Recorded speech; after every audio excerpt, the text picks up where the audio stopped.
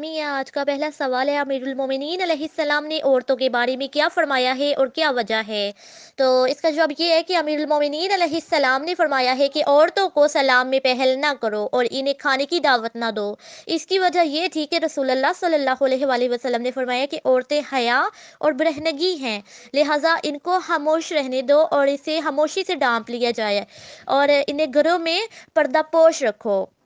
दूसरा हमारा आज का सवाल है, क्या औरत का पर्दा के साथ बावकार तरीके से बाहर जाना अच्छा है या नहीं।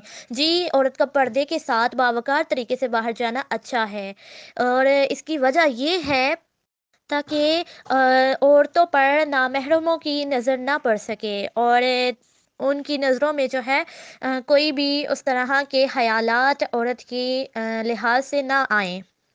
तीसरा सवाल ये है कि अब पर्दा औरतों की सरगर्मियों में रुकावट है। जी नहीं, बिल्कुल भी ऐसा नहीं है कि पर्दा औरतों की सरगर्मियों में रुकावट हो, बल्कि अगर औरतें जो है बावकार तरीके से भी अपने कामों के लिए अगर घर से बाहर निकलेंगी, यानी हिजाब में निकलेंगी, तो भी वो अपने काम सरअंजाम दे सकती हैं और अपनी सलाहियतों को बरोवेकार ला सकती हैं। चौथा सवाल है कि सब ख़ुरान अपने अपने नज़रियात बयान करें और पर्दे के फ़ायदे और नुकसानात बताएं।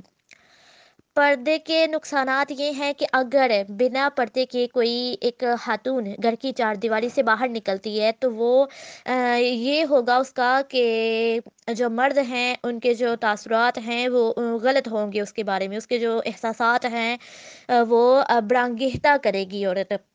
और इस हवाले से अगर वो तैयार होती है, अपने आप को जो है ज़ेबो आराइश करती है घर में रहकर, तो इससे भी काफ़ी उसका जो वक्त है वो भी तलफ हो जाता है।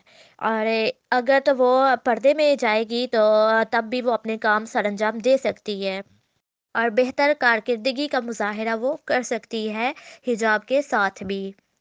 क्योंकि बहुत से लोग ये एतराज़ात करते हैं कि ऐसे ख़वातीन की जो तवानाइयाँ हैं और ख़वातीन के जो मुआशरे में जो काम सरअंजाम देने होते हैं, वो पर्दे की वजह से नहीं कर पाती। लेकिन ऐसा बिल्कुल भी नहीं है, क्योंकि अगर वो करेगी तो वो अपने काम सरअंजाम तो दे सकती है और इसके साथ-साथ बहुत से बुराइयों पर भी जो है वो पर्दा डल सकता है। जिससे कि अगर वो हिजाब करेगी तो ना कोई उसे ताड़ेगा, ना कोई उसकी तरफ देखेगा और बिल्कुल वो पाक दामन खातून कहलाएगी।